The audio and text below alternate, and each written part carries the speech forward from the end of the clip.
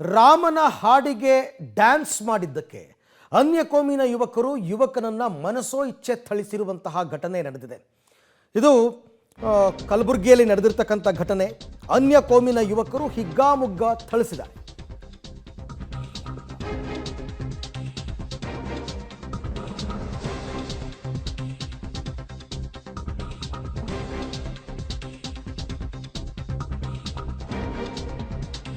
ಹಾಡಿಗೆ ಡ್ಯಾನ್ಸ್ ಮಾಡಿದ್ದೇ ತಪ್ಪಂತೆ.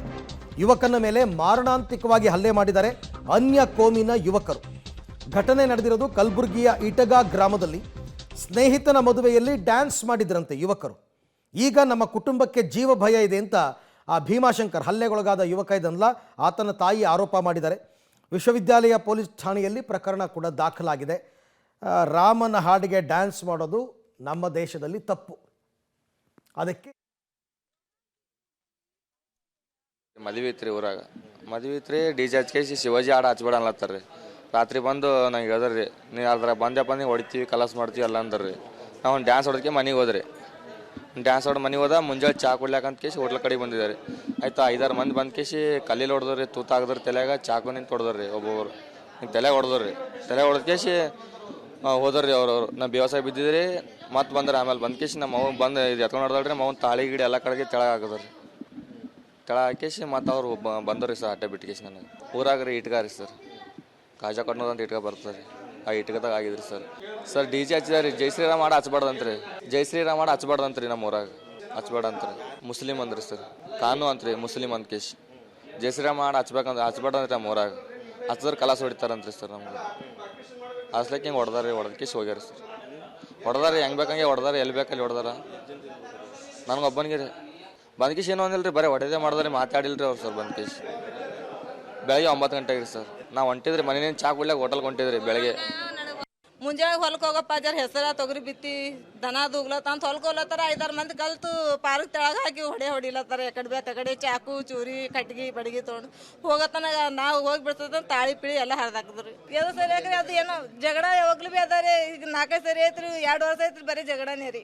ಇದು ಯಾವ್ದು ಗಾನ ಹಾಕ್ತಾರಂತಲ್ರಿ, ಇದು ಗಾನ ಹಾಕ್ಬೇಡ ಅಂತಾರ ನೋಡ್ರಿ ಅವ್ರು. ಅದು ಗುಡಿ ರಾಮ ಮಂದಿರ ಅದು ಯಾವ್ದ ಗಾಡ ಅದ ಹಾಕ್ಬಾರ್ದೆ ಅಂತಾರ ನೋಡ್ರಿ. ಸರ್ಕಾರ ಅಲ್ಲ, ಈ ಥರ ಎಲ್ಲ ಮಾಡ್ತಾ ಇದ್ರು, ಇನ್ನೂ ಪೊಲೀಸರು ಸುಮ್ಮನೆ ಇದ್ದಾರಾ ಅಂತ. ಜೈ ಶ್ರೀರಾಮ್ ಹಾಡು ಹಾಕಬಾರ್ದು, ಡ್ಯಾನ್ಸ್ ಮಾಡಬಾರ್ದು ಆ ಊರಲ್ಲಿ. ಇದು ಯಾವ ಲೆಕ್ಕಾಚಾರ? ಇದೇ ರೀತಿ ಇವರು ಕೂಡ ಕೆಲವು ಕಂಡೀಷನ್ಸ್ ಹಾಕಿದ್ರೆ. ಈ ಬಗ್ಗೆ ಮತ್ತಷ್ಟು ಮಾಹಿತಿ ನನ್ನ ಕೊಲೀಗ್ ಪ್ರವೀಣ್ ರೆಡ್ಡಿ ಅವರಿಂದ ಪಡೆಯೋಣ. ಪ್ರವೀಣ್, ಏನಿದು ಘಟನೆ? ಒಂದು ಹಾಡಿಗೆ ಡ್ಯಾನ್ಸ್ ಮಾಡೋದಕ್ಕೂ ನಮ್ಮ ದೇಶದಲ್ಲಿ ಸ್ವಾತಂತ್ರ್ಯ ಇಲ್ವಾ? ಡ್ಯಾನ್ಸ್ ಮಾಡಿದ್ರು ಅನ್ನೋ ಕಾರಣಕ್ಕೋಸ್ಕರ ಹಿಡಿದು ಹಿಗ್ಗಾಮುಗ್ಗ ಹೊಡಿತಾರೆ ಅಂತಂದರೆ ಪೊಲೀಸರು ಏನು ಮಾಡ್ತಾ ಇದ್ದಾರೆ? ಕಂಪ್ಲೇಂಟ್ ಆಗಿದೆಯಾ? ಏನಾದರೂ ಕ್ರಮ ತಗೊಂಡಿದ್ದಾರಾ? ಹೇಗೆ ಅರವಿಂದ್, ಈ ಒಂದು ಘಟನೆ ಸಂಬಂಧ ಅಂದರೆ ಇಲ್ಲಿವರೆಗೂ ಕೂಡ ಈಗಾಗಲೇ ಭೀಮಾಶಂಕರ್ನ ಒಂದು ದೂರು ಈಗ ವಿಶ್ವವಿದ್ಯಾಲಯ ಪೊಲೀಸ್ ಠಾಣೆಯಲ್ಲಿ ದಾಖಲಾಗಿದೆ. ಪ್ರಮುಖವಾಗಿ ಏನಂದರೆ, ನಿನ್ನೆ ಆತನ ಸ್ನೇಹಿತನ ಒಂದು ಮದುವೆ ಕಾರ್ಯಕ್ರಮದಲ್ಲಿ ರಾಮನಿಗೆ ಸೇರಿದಂತಹ ರಿಲೇಟೆಡ್ ಆಗಿ ಒಂದು ಸಾಂಗ್ಗೆ ಸಂಬಂಧಪಟ್ಟಂತೆ ಎಲ್ಲ ಸ್ನೇಹಿತರು ಡ್ಯಾನ್ಸ್ ಅನ್ನು ಮಾಡಿದ್ರು. ಆ ಒಂದು ಡ್ಯಾನ್ಸ್ ಮಾಡಿದ್ದಕ್ಕಾಗಿ ಇವತ್ತು ಬೆಳಗ್ಗೆ ಅನ್ಯ ಕೋಮಿನ ಸುಮಾರು 5-6 ಜನ ಯುವಕರು ಯಾವುದೇ ಕಾರಣಕ್ಕೂ ಕೂಡ ರಾಮ ಮಂದಿರದ ಒಂದು ಕಾರ್ಯಕ್ರಮಗಳಾಗಿರ್ಬೋದು, ಸಾಂಗ್ ಆಗಿರ್ಬೋದು, ಯಾವುದು ಕೂಡ ನಮ್ಮ ಗ್ರಾಮದಲ್ಲಿ ಹಾಕಬೇಡಿ ಅಂತ ಹೇಳಿದ್ರು ಕೂಡ ಉದ್ದೇಶಪೂರ್ವಕವಾಗಿ ನೀವು ಹಾಕ್ತಾ ಇದ್ದೀರಾ ಎಂಬ ಕ್ಷುಲ್ಲಕ ಕಾರಣವನ್ನು ಹೇಳಿ ಈ ರೀತಿಯಾಗಿ ಭೀಮಾಶಂಕರ್ ಮೇಲೆ ಹಿಗ್ಗಾಬುಗ್ಗವಾಗಿ ಥಳಿಸಿದ್ದಾರೆ. ಇದೀಗ ಏನಂದ್ರೆ, ಆತನ ತಾಯಿ ಏನಂದ್ರೆ ಕಲಬುರಗಿಯ ವಿಶ್ವವಿದ್ಯಾಲಯ ಪೊಲೀಸ್ ಠಾಣೆಯಲ್ಲಿ ದೂರು ಕೂಡ ಕೊಟ್ಟಿದ್ದಾರೆ. ದೂರು ಕೊಡೋದ್ರ ಜೊತೆಗೆ ಏನು ಯುವಕರು ಹಲ್ಲೆ ಮಾಡಿದ್ದಾರೆ 5-6 ಜನ, ಅವರಿಂದ ಏನಂದ್ರೆ ನಮ್ಮ ಕುಟುಂಬಕ್ಕೆ ಜೀವ ಭಯ ಇದೆ ಎಂಬ ಉಲ್ಲೇಖವನ್ನು ಕೂಡ ಮಾಡಿದ್ದಾರೆ. ಅರವಿಂದ್, ಕೇವಲ ಈ ಒಂದು ಘಟನೆ ಅಲ್ಲ, ಕಳೆದ 15 ದಿನಗಳ ಹಿಂದೆ ಅಷ್ಟೇ ಗೋವುಗಳ ರಕ್ಷಣೆ ಮಾಡಿದಂತ ಹಿಂದೂ ಕಾರ್ಯಕರ್ತರ ಮೇಲೆ ಕೂಡ ಹಲ್ಲೆ ಆಗಿತ್ತು. ಆ ಒಂದು ಘಟನೆ ಮಾಸುವ ಮುನ್ನವೇ ಈಗ ಕಲಬುರಗಿಯ ಇಟ್ಗಾ ಗ್ರಾಮದಲ್ಲಿ ರಾಮನ ಹಾಡು ಹಾಕಿದ್ದಕ್ಕೆ ಹಲ್ಲೆ ಮಾಡ್ತಾರೆ ಅಂದ್ರೆ ಯಾವ ರೀತಿಯಾದಂತಹ ಕಾನೂನು ಸುವ್ಯವಸ್ಥೆ ಕಲಬುರಗಿಯಲ್ಲಿ ಉಂಟಾಗ್ತಾ ಇದೆ?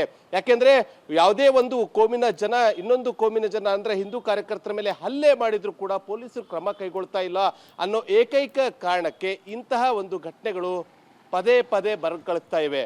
Arvind, okay, thank you Praveen. ತಮ್ಮ ಎಲ್ಲ ಮಾಹಿತಿಗಾಗಿ ಧನ್ಯವಾದ. ಪೊಲೀಸರು ಇಲ್ಲಿ ತನಕ ಕ್ರಮ ತಗೊಂಡಿಲ್ಲ, ದೂರು ಕೊಟ್ಟರು ಅಂತಂದರೆ ಅದಕ್ಕೆ ಯಾರು ಇನ್ಫ್ಲೂಯೆನ್ಸ್ ಇದೆ? ಏನಾದರೂ ಮೌಖಿಕವಾಗಿ ಇವ್ರಿಗೆ ಆದೇಶ ಇದೆಯಾ? ಈ ಥರ ಗಲಾಟೆ ಆದಾಗ ಬೇರೆ ಕೋಮಿನ ಯುವಕರ ಮೇಲೆ ಕಂಪ್ಲೇಂಟ್ ಮಾಡಬಾರ್ದು ಅಥವಾ ಅವ್ರ ಮೇಲೆ ಕ್ರಮ ತಗೋಬಾರ್ದು ಅಂತ ಗೊತ್ತಿಲ್ಲ. ಇದೇ ಕೆಲಸ ಅವ್ರು ಮಾಡಿದ್ದಿದ್ರೆ ಏನಾಗಿರ್ತಿತ್ತು ಅಂತ ಒಂದು ಸರ್ತಿ ಯೋಚನೆ ಮಾಡಿ ನೋಡಿ. ಆ ಥರ ಗ್ರಾಮದಲ್ಲಿ ಯಾವ ಕಂಡೀಷನ್ಗಳನ್ನು ಯಾರೂ ಹಾಕಕ್ಕೆ ಬರಲ್ಲ. ಅವರು ಕೂಡ ದಿನಕ್ಕೆ 5 ಸರ್ತಿ ನಮಾಜ್ ಮಾಡ್ತಾರೆ, ಅಜಾನ್ ಕೂಗ್ತಾರೆ, ಅದನ್ನು ತಪ್ಪು ಅನ್ನೋಕ್ಕಾಗುತ್ತಾ?